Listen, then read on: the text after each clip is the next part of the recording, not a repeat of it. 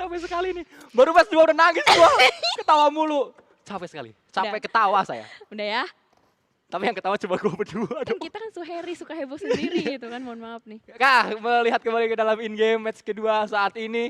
Di mana tidak ada apapun yang terjadi. Baru saya katakan tidak ada apapun. Ternyata Hexa salah satu pemain dari trio Iya. endut tersungkur ke arah sana. Karena ada fight yang melibatkan RRQ bersama Sersia. Tapi juga RRQ Iya. ketemu sama Boom. Benar, berarti kita bisa ambil kesimpulan secara kasat mata itu dari RRQ mereka split ya, mereka split position dan ada beberapa pemain-pemainnya yang tabrakan dan Sersia lagi-lagi melindas pemain-pemain dari RRQ.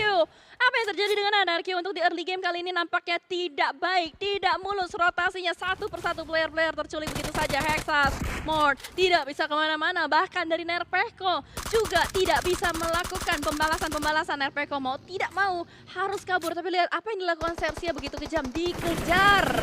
Untungnya ada Boom yang saat ini berpeluang untuk nge-cut rotasi dari Sersia. Satu pemain justru didapatkan oleh seorang Yami Mei. Sehingga Sersia mundur, tapi inilah yang harus diambil oleh Boom. Mereka memanfaatkan situasi, mereka siap menyambut Sersia dan juga PBE. Ya, kalau kita lihat sudah ada beberapa sambutan-sambutan yang bakal disiapkan juga, apalagi dari PBE kali ini dari range sudah mulai menyiapkan beberapa lontaran-lontaran bakso panas juga menuju ke arah bagian depan.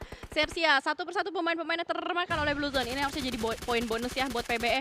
Lumayan tadi tusun dikit nggak ngaruh, dapat 2 poin sekarang. Ya, saat ini mereka terus menatap match yang kedua. Sangat disayangkan justru RRQ. Yang pulang menuju ke arah lobby, tapi lagi-lagi tusun dikit nggak ngaruh. Karena RRQ masih berada di peringkat yang pertama. Tembakan dilakukan oleh seorang Yami Mei. Dan sudah pasti dengan close combat ini Yami Mei bisa mendapatkan 1 knockdown dan 1 confirm elimination. Razy Gremory perlu diselamatkan, harusnya bisa dengan memodalkan 1 smoke. Fonbit pun harus siap di bagian belakang sana, tapi Gremory nampaknya sudah tidak bisa diselamatkan lagi karena ulah dari seorang Zral dari bagian kejauhan juga. 2 player aktif dari tim Secret terus memberikan tekanan menuju ke arah pemain-pemain dari Boom. GE bergerak pastinya, Master Smile. GE di match yang kedua adalah GE yang berbeda karena saat ini mereka justru bisa mendapatkan banyak knockdown. Elimination demi elimination juga deras menuju ke arah GE walaupun satu pemain mereka tumbang. Karena Yuhai bisa membalaskannya dengan cukup baik di Getron. Terus menantang tim-tim lain yang ada di areanya. Ya, kalau kita lihat sudah ada beberapa tim yang berusaha untuk masuk ke arah bagian dalam, tapi kalau misalkan teman-teman yang lagi nonton di rumah bisa dimundurin dikit, kalian bisa melihat tadi bagaimana dari Persija EVOS melakukan rotasi yang agak cukup gaib. Dia dari kanan tadinya kan, dari arah jam 1. Tadi gue lihat terakhir pas yang map reveal, itu mereka udah di arah jam 11. Jadi mereka lewatin banyak tim, seret, langsung ada di arah jam 11. Jadi kayak menghindar dari keramaian gitu loh. Dan lewatnya adalah lewat area tengah circle yang mana itu banyak tim menumpuk di dalam sana lewat itu. Ruins harusnya tadi pemain-pemain dari tim PJEV. Saat ini pergerakan yang cukup nothing tulus dilakukan oleh Boom. Mereka nampaknya cukup overthinking, ingin berpindah menuju ke arah mana. Bingung mereka, pusing mereka sehingga langsung saja turun menuju ke arah air. Dan ini adalah pergerakan yang semoga saja bukanlah pergerakan pasrah, justru pergerakan ingin bisa membalaskan apa yang dilakukan oleh Vintores menuju ke arah satu pemain. Tapi sangat disayangkan, Vintores berhasil melemparkan sebuah utility dan memberikan damage. Ini udah kelok abis sih, kalau misalkan kita lihat dari sudut pandangnya. Dari Boom harus bisa mendapatkan seorang Vintores kalau mereka mau bisa naik. Tapi Yami, Master Granate kita termakan oleh granat yang dilontarkan oleh Vintores. Razy juga low banget, ya ampun, ya ampun, ya ampun. Mela lagi datang, astagoy Mela down, nice banget. Razy masih bisa memberikan coveran. Dan juga Face Clan bakal maju ke arah bagian depan Sanskui. Datang saat ini, Vintores bisa ditembak tapi masih belum ada tembakan menuju ke arah Vintores. Padahal tadi Vintores lagi ngelihat ke arah belakang, justru sebuah revive berhasil dilakukan, nggak mungkin. Tembakan kedua dilakukan kembali, berhasil ternyata. Satu lagi terakhir dan berhasil lagi ternyata. Onzen menjadi yang terakhir, akan coba dibalaskan saat ini. Sebuah tembakan demi tembakan datang dari Razy, Randy, pemuda yang saat ini menjadi pahlawan untuk Boom Esports. Barbecue party sedang disajikan oleh Razy, last man standing dari Boom berusaha untuk selamat. Face Clan pulang, Face Clan rata. Wah gila, Boom selamat berkat Razy. Semua pemain-pemain Face Clan bermodalkan sebuah DBS. Emang boleh seclutch itu menggunakan DBS? Boleh. Boleh, kalau Razy mah boleh. Boleh. Tapi kita juga melihat akan ada fight juga sepertinya bakal pecah. Tadi yang sempat kita bahas dari Persija EVOS, memang mereka berada di bagian arah jam 11 dan kali ini sudah turun menuju ke arah bagian jam 9 dari circle-nya, dan Boom sepertinya sudah tidak bisa melanjutkan kembali perjalanannya. Tapi nggak apa-apa, dia dapetin 9 eliminations. Jadi itu adalah setoran poin yang sangat besar menurut gue pribadi dari Razy menuju ke arah Boom. Masih terus berlanjut match kedua yang ternyata cukup panas di hari ini. Tembakan menuju ke arah satu player Eko. dibuat tak berdaya karena Potato tadi yang melakukan sebuah sambutan. Demi sambutan, tidak hanya sambutan, pastinya sambitan pun akan coba dilakukan dengan sebuah utility. Ya, sambutan kali ini bukan sambutan minuman atau sambutan speech. Apa Ya, itu? Sambutan Opening speech. Opening speech, betul Ya, sekali. itu maksudnya. Tapi melainkan sambutan-sambutan tembakan dari Alter Ego menuju ke arah lawan-lawannya yang di depan. Terpantau juga tadi Bigetron Red Villains berhasil untuk melakukan satu persatu player-player, tapi ada mobil terbang, Cleon! Astagoy, Cleon apa yang dilakukan? Dia malah melakukan atraksi dan Cleon pun masih bisa memberikan tembakan menuju ke arah pemain-pemain dari MRPX. Yoru terpantau kali ini melakukan close combat di jiggle-jiggle TPS, masih ada Lis di depan sana, kena headshot, masih diganti senjatanya low dan Persija Evos dipulangkan oleh MRPX. What? MRPX. Tadi pertama kita lihat Cleon, dia atraksi dengan mobil, wing gitu kan. Terus tiba-tiba ada Yoru juga nge-backup. Dan kembali lagi ini untuk kesekian kalinya kita melihat bagaimana Yoru menjadi pahlawan penting untuk MRPX. Yoru menjadi pilar penting di tim ini karena Yoru nampaknya menjadi pemain yang diandalkan dari segi empower. Selalu dia yang ditugaskan untuk membabat habis pemain-pemain yang ada di dekatnya. Close combat selalu bisa dimenangkan oleh Yoru. Kita sempat melihat Yoru clutch melawan tim Alter Ego. Kita melihat Yoru menyelamatkan MRPX di beberapa kejadian dan saat ini PJEV yang nampaknya sedang dihukum oleh pemain yang sempat bermain untuk Myron sama seperti Yami dan dua-duanya sedang menjadi tulang punggung untuk timnya masing-masing. Yami menjadi tulang punggung di Boom, Yoru menjadi tulang punggung di MRPX. Pemain-pemain dengan Y ya, bisa kita lihat Yoru dan juga Yami, tapi sejauh ini dari kamera juga bergeser menuju ke arah The Xavier yang akan menghadapi Bigetron Red Villains. Kalau kita lihat lebih tepatnya Bigetron yang menghadapi The Xavier karena satu persatu pemain Bigetron Red Villains seakan tidak berdaya, seakan disiksa oleh pemain The Xavier. Bahkan tadi pemain terakhirnya juga Genfox terlindas begitu saja. Boboho menjadi pemain terdepan untuk menjadi filter agar tim-tim lain tidak mudah datang menuju ke area atas.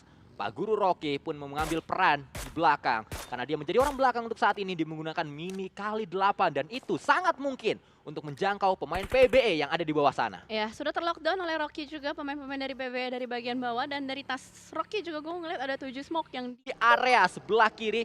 Dia seperti biasa diberikan tugas spesial untuk menjadi flanker agar dia punya POV yang paling beda, dan seringkali dengan POV paling beda justru Swap atau maksud saya Ravenclaw yang nanti akan menjadi kunci dari permainan tim Vampire ini. Kalau kita lihat memang pola permainan dari Vampire ini didukung atau didasari dengan komunikasi yang sangat baik gitu kan. Karena kalau misalkan ada satu yang mencar, 1-3 seperti ini, butuh adanya detail atau komando yang jelas dari bagian belakang. Dan kita melihat bagaimana Ravenclaw datang seperti baja hitam menuju ke arah bagian airdrop. Dia nyusul ke arah bagian teman-temannya karena sadar posisi dari Vampire ini open. MRPX punya free angle shot menuju ke arah bagian depan. Tapi Ravenclaw dengan bermodalkan airdropnya, dia nembak bukan ke Rocky, dia nembak ke PBE. Berarti MRPX ini bisa memanfaatkan situasi dan kondisi untuk bisa menaklukkan pemain-pemain dari Vampire.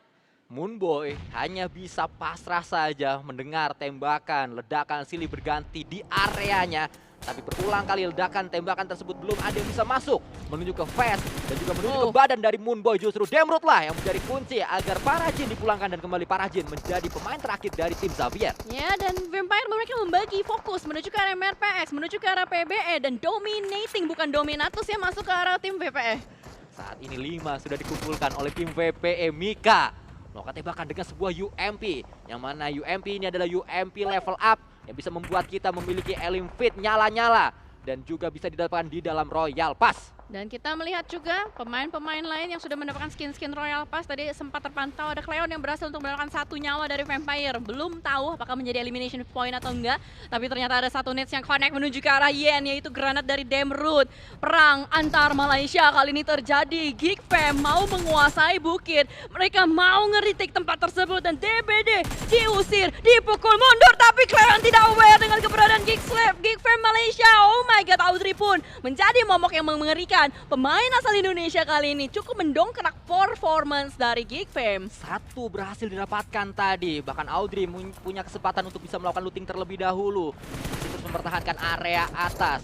Pemain-pemain dari MRPX membagi fokus di 2 titik yang berbeda. Dan dua-duanya sedang menghadapi lawan yang beda pula. Boboho bersama dengan Rocky menghadapi push yang akan coba dilakukan oleh Vampire. Sementara itu Yoru bersama dengan Cleon akan menghadapi pemain-pemain dari Geek Fam. Boboho lock habis posisi dari Ravenclaw. Ravenclaw tidak punya kesempatan. Ravenclaw akan segera dipulangkan harusnya. Semoga saja Boboho berhasil untuk mengemban tugas tersebut. Tapi masalahnya, lu lihat Boboho di nge-lockdown si Ravenclaw.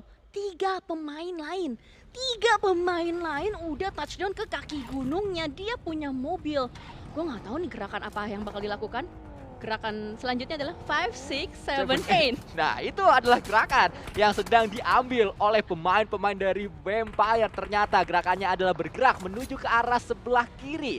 Dan saat ini mungkin saja dari kiri mereka akan bergerak ke kanan lagi. Nah, itu yang mungkin akan terjadi. Skenario yang ada di kepala dari seorang Sansui. Tapi sejauh ini masih saling menembak, saling bertukar peluru. Ravenclaw lah yang mendapatkan titik lengah dari Boboho. Padahal dari tadi Boboho yang nge-lockdown habis-habisan.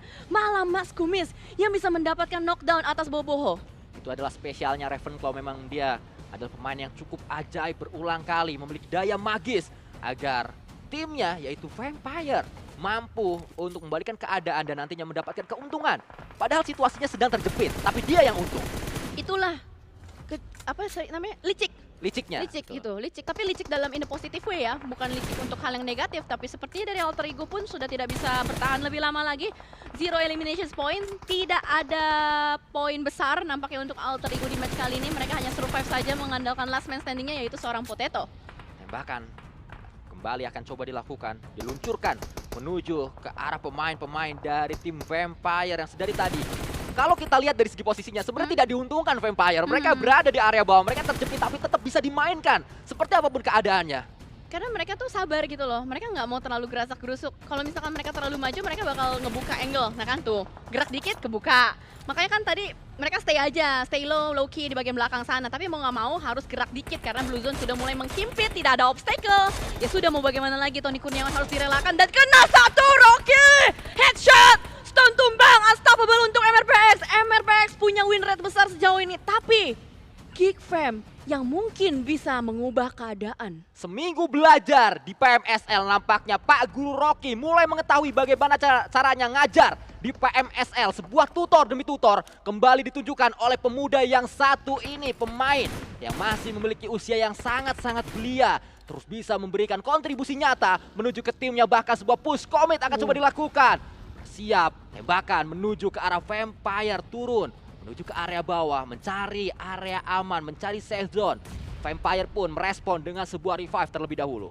Satu nade sudah dilontarkan oleh seorang Rocky, Pak Guru Rocky, dan connect nades-nya. Let's go MRPX. Vampire dibuat sedikit tersiksa, tapi kali ini dari MRPX pun harus tarik mundur. Mereka tidak boleh terlalu gegabah. Mereka harus memainkan waktu, memainkan tempo juga. Mas Kumis juga diganggu oleh pemain bernama Boboho di bagian atas sana. Masih di sini dengan Vampire yang terus diberikan tekanan. Tapi Yoru juga tidak hanya fokus dengan Vampire, Yoru juga fokus dengan Geek Fam. Tembakan akan segera kembali dilontarkan, tapi saat ini yang justru terus dilontarkan adalah utility demi utility terlebih dahulu. Jangan sampai utility-nya habis di fight kali ini, karena late game nanti juga pastinya membutuhkan utility untuk mereka bisa membuka sebuah fight. Stone melemparkannya, ada 2 yang terakhir di tas dari Stone, akan dilontarkan kembali menuju ke arah yang sama. Boboho dikirim berada di area atas. Boboho memiliki tugas yang begitu berat karena dia harus menahan satu tim Geek Fam. Itu dia, karena Audrey sudah mulai dekat. Boboho hati-hati, Boboho hati-hati, Boboho harus bisa mendapatkan timing untuk bergerak maju, harus lincah sekali. Mekanik tua yang satu ini dipush, dipaksa bergerak oleh Blue Zone. Tidak dijamu dengan game root di bagian depan sana. Boboho sudah tidak bisa lagi mengemban tugasnya begitu berat. Di bagian belakang sana ada Yoru juga memberikan backup. Tapi Stone through the smoke mendapatkan Pak Guru Rocky. Swaps pun sama dengan Nades yang bisa mendapatkan satu. MRPX sedikit kewalahan karena mereka harus menggempur 2 tim secara bersamaan. Ya inilah yang menjadikan Vampire membuat mereka menjadi tim yang sangat-sangat menakutkan. Walaupun memang ada balasan dari Yoru, tapi Yoru juga tumbang. Cemas saat ini pemain-pemain dari MRPX. Tembakan dilakukan kembali oleh Cleon. Cleon berhasil mendapatkannya. Cleon semoga saja bisa mendapatkan yang terakhir, dan Cleon mendapatkan yang terakhir. Tinggal apakah Geek Fam atau MRPX yang menjadi pemenang di match ini. Tapi Cleon sudah terdeteksi posisinya. Through the smoke, Damn Root mengacak-ngacak posisi dari MRPX. Dan winner chicken dinner untuk Geek Fam Malaysia. Tapi it's okay, gua tetap salut.